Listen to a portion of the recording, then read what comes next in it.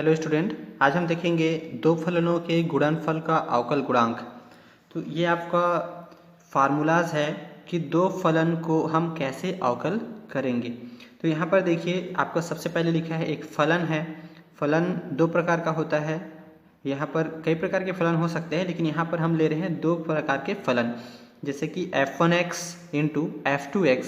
तो दोनों फलनों का यहाँ पर गुणनफल हो रहा है। अब जब गुणनफल के रूप में अगर कोई फलन दिया गया हो, तो यहाँ पर जैसे बताया जा रहा है कि एक फलन जो है कैसा है, गुणनफल के रूप में।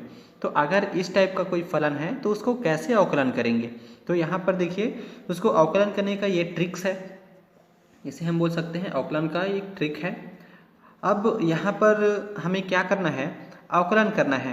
किसे अवकलन करना है, तो ये जो फलन है, तो देखिए अवकलन f1x इंटू f2x बराबर, सबसे पहले कर हम f1x यानी कि पहले फलन को छोड़ेंगे और दूसरे का अवकलन करेंगे, d अपॉन dx f2x, फिर प्लस दूसरे फलन को छोड़कर पहले फलन का अवकलन करेंगे f2x d upon dx f1x। तो ये हमारा क्या है, फार्मूलाज है इसको अवकलन करने का। यहाँ पर आपका बताया गया है दो फलनों के गुणनफल का अवकल गुणांक कैसे होगा। प्रथम फलन को छोड़कर द्वितीय का अवकलन प्लस द्वितीय को छोड़कर प्रथम फलन का अवकलन। तो चलिए इसी के अकॉर्डिंग हम एक सवाल यहाँ पर उदाहरण स्वरूप बनाते हैं।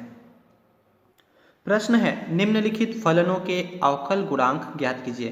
प्रश्न ये है 7 into log x into 10x। इस प्रश्न को हमें क्या करना है, अवकलन करना है, क्योंकि ये दो फलन साथ में आपके गुणनफल के रूप में है। ये अचर है, एक फलन है, और ये भी एक फलन है। तो दो फलन यहाँ पर गुणनफल में है। तो देखते हैं, चलिए हम जो अभी फार्मूलाज देखिए उसके अकॉर्डिंग। तो सबसे पहले तो हम फलन को क्या करेंगे, अवकलन रूप में लिखेंगे। तो d upon D x 7 log x 10x, इसका हमें अवकलन करना है। तो देखिए अब हम इसका जब अवकलन करेंगे तो क्या होगा। तो सबसे पहले हम अचर को हम क्या कर लेते हैं, बाहर कर लेंगे। तो अचर को बाहर लिख लेंगे तो क्या बचेगा आपका 7 into D upon D x log x into 10x। अब हम इसका अवकलन करते हैं यहाँ से। तो 7 आपका बाहर रहेगा, तो 7 को हमें कुछ नहीं करना है क्योंकि अचर है। अब देखिए पहले फलन को हम छोड़ेंगे, तो यहाँ पर आपको क्या हो जाएगा, लॉग x को हमने छोड़ दिया, दूसरे फलन का अवकलन, तो d upon D x 10x, फिर प्लस लगाएंगे। अब दूसरे फलन को छोड़ेंगे जो कि 10x है, और फिर पहले फलन का अवकलन, तो d upon D x log ex। इसी तरह अब आगे बढ़ेंगे।